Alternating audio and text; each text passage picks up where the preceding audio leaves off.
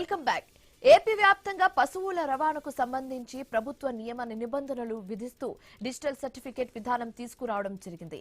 ఈ నేపథ్యంలో పశు రవాణా చేయాలి అంటే ఖచ్చితంగా రవాణా చేసే వాహనానికి RTA veterinary approval letter certificate ఖచ్చితంగా ఉండాల్సిందే. పశువులు రవాణా చేసే వాహనం పరిమితి మించి తరలించరాదు.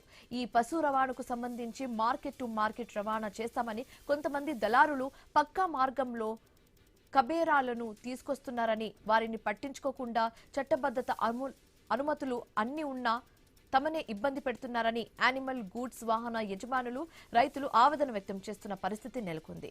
దీనిపై మరింత సమాచారం మా ప్రతినిధి రాజేష్ అందిస్తారు. సంబంధించి వివిధ రకాలు ట్రాన్స్పోర్ట్ చేస్తుంటారు. నిత్యావసర వస్తువులు, కార్స్, టూ వీలర్స్ ఇవన్నీ కూడా ట్రాన్స్పోర్ట్ చేస్తుంటారు. కానీ యానిమల్స్ సంబంధించి ఎద్దులు, ఈ బఫెలోస్, ఇటువంటి గేదెలు ఏమైనా ట్రాన్స్పోర్ట్ చేయాలంటే ఏ రకంగా ట్రాన్స్పోర్ట్ చేస్తారని చెప్పి చాలామందికి తెలియని విషయం. మనం క్లియర్గా చూడొచ్చు విజువల్స్. ఏవైతే లైవ్ స్టాక్ కెరియర్ ఈ వెహికల్ ఏవైతే ఉందో, ఈ వెహికల్లో అంటే ఈ వెహికల్ అంటే యానిమల్స్ యొక్క వారి యొక్క వెయిట్ బట్టి దీంట్లో కింద 16 పైన 16 అంటే 32 యానిమల్స్ అయితే దీంట్లో ఎక్కిస్తూ ఉంటారు. అంటే ఈ ఎద్దులు అవ్వచ్చు, బఫెలోస్ అవ్వచ్చు. ఇవైతే అంటే ఈ ఉత్తరాంధ్ర సంబంధించి ఉత్తరాంధ్ర ఇటుపక్క ఏవైతే శ్రీకాకుళం, వైజాగ్, ఇటుపక్క పార్వతీపురం ఇటుపక్క ఏవైతే ఉన్నాయో ఇక్కడ నుంచి తీసుకొచ్చి ఈ సంతలు ఏవైతే సంతలకి, ఇతర సంతలకి ఈ యానిమల్స్ తీసుకెళ్తూ ఉంటారు. క్లియర్గా దీనికి సంబంధించి ఈ ర్యాంప్ ఏవైతే ఉందో, ఈ ర్యాంప్ పై నుంచి ఈ యానిమల్స్ పైకి ఎక్కించి వాటికి ఇబ్బంది కలగకుండా ఈ స్పేస్ ఏవైతే ఉందో, ఈ స్పేస్లో కింద స్పేస్లో ఈ 16 కింద యానిమల్స్ పెడుతుంటారు, పైన మరో 16 పెడతారు. అంటే మొత్తంగా ఇంత పెద్ద వెహికల్లో 32 పెడతారు.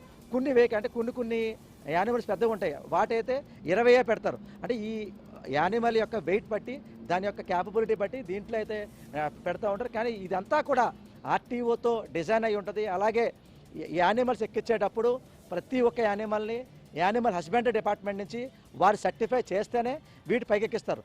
కానీ కొంతమంది కావాలని చెప్పి దళారులు ఈ మా యొక్క బిజినెస్ని ఇబ్బంది పెట్టడానికి మమ్మల్ని చాలా ఇబ్బంది పెడుతున్నారని చెప్పి అంటూ ఎవరైతే ఈ యానిమల్స్ సంబంధించి ఈ యానిమల్స్ ఈ గూడ్స్ యజమానులు ఆడుతున్నారో వారంతా కూడా తీవ్ర ఆవేదన వ్యక్తం చేసే పరిస్థితి చెప్పచ్చు. ప్రధానంగా చూసుకుంటే దీనికి సంబంధించి మేము ఇంత పకడ్బందీగా ఒక పక్క లేబర్ లైసెన్స్ తీసుకుని, యానిమల్ హస్బెండ్ సర్టిఫికేట్ తీసుకుని ఆర్టీఓ గైడ్లైన్స్ ప్రకారంగా ఎటువంటి నిబంధనలు పాటించాలో వాటన్నీ పాటించినా కూడా కావాలని మమ్మల్ని ఇబ్బంది పెడుతున్నారు కొంతమంది అని చెప్పి కొంతమంది ఈ లైవ్ స్టాక్ వెహికల్ సంబంధించి కొంతమంది యజమానులు అయితే మాత్రం వారు ఆవేదన వ్యక్తం చేసే పరిస్థితి కనబడుతుంది. ప్రస్తుతం మనతో కొంతమంది ఈ వెహికల్ యజమానులు కూడా వారి చేసే ప్రయత్నం కూడా చేద్దాం. చెప్పండి, ఇప్పుడు మనం చూస్తున్నాం అంటే కొంతమంది రవాణా, అక్రమ రవాణా, ఈ రెండింటికి చాలా తేడా ఉంది. అంటే ఇంత పగడబందీగా అంటే ఒక యానిమల్స్ని ఎలా తీసుకెళ్ళాలి మనం చూస్తూ ఉంటాం. అంటే మన బేసిక్గా ఇప్పుడు కారు ఉంది, ఒక కారుకి ఈ ఏవైతే ట్రాన్స్పోర్ట్ చేసే కారులో ఈ వెహికల్కి ఇన్ని కార్లు పడతాయి. అలాగే దాని తగ్గ డిజైన్ చేశారు. అంటే సేమ్ ఎలా అయితే మన కార్స్కి ర్యాంప్ ఎలా అయితే డిజైన్ చేస్తాం, సేమ్ అదే రూపాన్ని డిజైన్ చేశారు.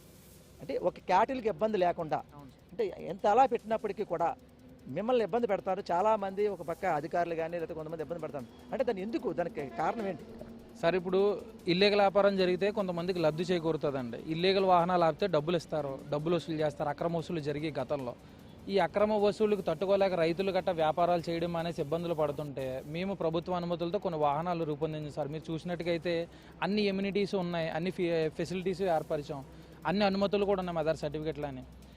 ఈ బళ్ళు తిరగడం వల్ల కొంతమంది దళారులకు లబ్ధి చేకూరట్లేదు, వచ్చే డబ్బులు ఆగిపోతున్నాయి, ఆ డబ్బులు వాళ్ళ ఖజానాకు చేరట్లేదు. అందుకని చెప్పి ఈ లీగల్ ట్రాన్స్పోర్ట్ జరిగితే ఈ అక్రమ వసూలుదారులకు ఇబ్బంది కలుగుతుందని చెప్పి ఈ లీగల్ ట్రాన్స్పోర్ట్ జరిగే వాహనాలను ఆపించడం, కొంతమంది అధికారులకు ప్రలోభ పెట్టడం, ఎఫ్ఐఆర్లు వేయించడం, రైతులను ఇబ్బంది పెట్టడం, మమ్మల్ని ఇబ్బంది పెట్టడం చేస్తున్నారు సార్. అన్ని అనుమతులు ఉన్నా కూడా మనం చూస్తున్నాం. అంటే ఇప్పుడు ఒక వెహికల్ పెట్టాలి అనుకుంటే లక్షలాది రూపాయలు పెట్టి పెట్టాలి.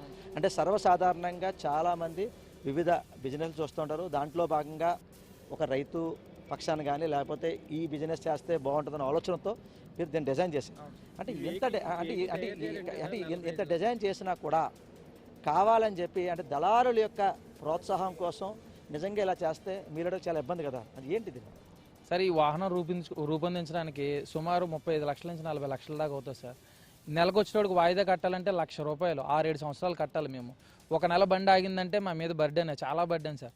ఈ వాహనం తిరిగితే రైతులకి మేలు జరుగుతుంది, దీని మీద ఆధారపడిన చాలా కుటుంబాలు బతుకుతున్నాయి, మాకు ఇబ్బంది లేకుండా ఉంటుంది. కానీ ఈ బళ్ళు ఆపి అక్రమ వసూలు చేసే వాళ్ళకి సపోర్ట్గా లీగల్ వ్యాపారాలను ఆపుతున్నారు సార్. ఆంధ్రప్రదేశ్లో ప్రివెన్షన్ ఆఫ్ క్రూయల్టీ యాక్ట్ ఉన్నా సార్. అంటే క్రూయల్టీ జరగకుండా ప్రివెన్షన్ చేయాలి. ప్రివెన్షన్ జరగాలంటే సక్రమమైన మార్గం చూపించాలి. మేము సక్రమమైన మార్గంలో వెళ్తున్నా సరే మమ్మల్ని ఇబ్బంది పెడుతున్నారంటే లీగల్ వ్యాపారస్తులను ఇబ్బంది పెడితే ఇల్లీగల్కి ప్రోత్సాహం జరుగుతుందండి. లీగల్ వ్యాపారస్తులను ఇబ్బంది పెడుతుంటే ఇల్లీగల్ వ్యాపారస్తులు, ఇల్లీగల్ దందా చేసేవాళ్ళు, అక్రమ వసూలు చేసే వాళ్ళకి అనుకూలంగా ఉంటుందండి. ఈ లీగల్ వ్యాపారం అడ్డుకోవడం వల్ల రైతులు ఇబ్బంది పడుతున్నారు, పశుసంవర్ధక శాఖకి గవర్నమెంట్కి వచ్చే ఆదాయం కూడా పోతుంది.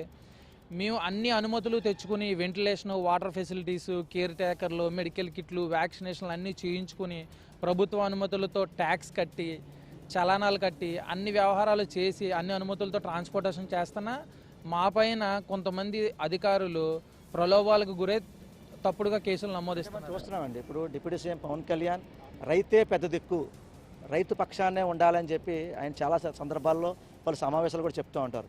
అయితే ఈరోజు మీరు రైతుకే పెద్ద దిక్కుగా, అంటే చాలా దిక్కు నిన్నాల్లో ఎడ్ల బండి తీసుకెళ్ళాలంటే నడిపించి తీసుకెళ్ళేవారు, లేదు అక్కడ సంత తీసుకెళ్ళాలంటే నడిపించుకెళ్ళేవారు, లేదా బొలెరో వెహికల్ వెళ్ళేవారు. బొలెరో వెహికల్లో వారితో ఒక్కొక్క దానికి అంటే వాళ్ళకి తెలియక ఒక్కొక్క 5-6 పెట్టేసి, లేకపోతే వాటికి ఒక్కొక్క దానికి కాలు ఇరిగిపడేటువంటి అటువంటి ఇబ్బంది లేకుండా ఇంత సక్రమంగా తీసుకెళ్తున్నారు. అయినప్పటికీ కూడా మరి ఈరోజు అధికారులు అలా ఇబ్బంది పెడుతుంటే మీరు ఏమన్నా పైవారి దృష్టిగా తీసుకెళ్ళారా? సార్, కూటమి ప్రభుత్వంలో ఇలాంటి జరగడం చాలా బాధాకరంగా ఉంది. కానీ మేము గతంలో ఒక కృష్ణా జిల్లా ఏరియాలో ఒక ఏరియాలో ఇలా అక్రమ వసూలు చేస్తుంటే ఉన్నతాధికారులకు ఫిర్యాదు చేసామండి. వాళ్ళు చర్యలు తీసుకున్నారు.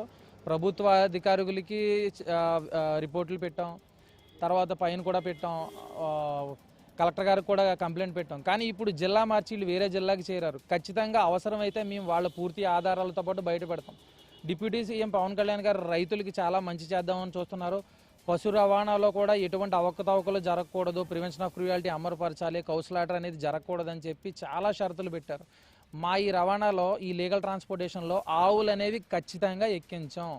ఓన్లీ ఎద్దులు, గేదెలను మాత్రమే, అది కూడా రైతు వారి మాత్రమే తీసుకెళ్తాం. అది కూడా మార్కెట్ టు మార్కెట్గా చేస్తాం సార్. అది కూడా చెప్పండి. ఇప్పుడు నిజంగా ఒక ట్రాన్స్పోర్టర్గా మీకు ఇబ్బంది జరగకూడదు, న్యాయం జరగాలంటే ఏం చేస్తే బాగుంటుంది మీరు? సార్, మేము ప్రతిది కూడా మార్కెట్లో లోడింగ్ చేస్తాం, మార్కెట్లో దింపుతాం. పక్క మాకు సెస్ఫీల్ ఉంటుంది, సర్టిఫికేట్ ఉంటుంది. మేము ఎటువంటిది కూడా మేము గిమ్మెల్యేకి కూడా చేయండి. రైతు కూడా వస్తాడండి. రైతు కూడా వస్తాడు. రైతు కూడా మార్కెట్ దింప పక్క సెస్బిల్ రాయించుకుంటాం. ఏమైనా పలానా దిక్కుల పార్వతీపురం సెస్బిల్ రాయించుకున్న మార్కెట్లో రాయించుకుంటాం, అదే చిలకలూరుపేట మార్కెట్లో దింపుతాం. ఆ సెస్బిల్ చూపిస్తేనే అక్కడ అనుమతి కూడా. చూసాం కదా, ఓవరాల్గా ప్రభుత్వం ఇచ్చిన గైడ్ లైన్స్ ప్రకారంగా మేము లేబర్ సర్టిఫికేట్, వెటర్నరీ డాక్టర్ ఇచ్చిన ప్రతి పశువుకి సర్టిఫికేట్, ఆర్టీఐ గైడ్ లైన్స్ ప్రకారంగా మేము పశు రవాణా చేస్తుంటే కావాలని చెప్పి కొంతమంది దళారులు కుట్ర పొంది మా మీద కావాలని కేసులు పెట్టిస్తున్నారు. ఇప్పటికైనా మాపై ఓ ప్రజాప్రతినిధులు, అధికారులు మాకు న్యాయం చేయాలని చెప్పి ఓ పక్క రైతాంగం, మరో పక్క ట్రాన్స్పోర్ట్ సంబంధించి వారి లారీ యజమానులు కోరుతున్న పరిస్థితి. ఇది కూడా తాజా పరిస్థితి. కెమెరామెన్ సతీష్తో రాజేష్, ఐ న్యూస్, కాకినాడ జిల్లా నుంచి.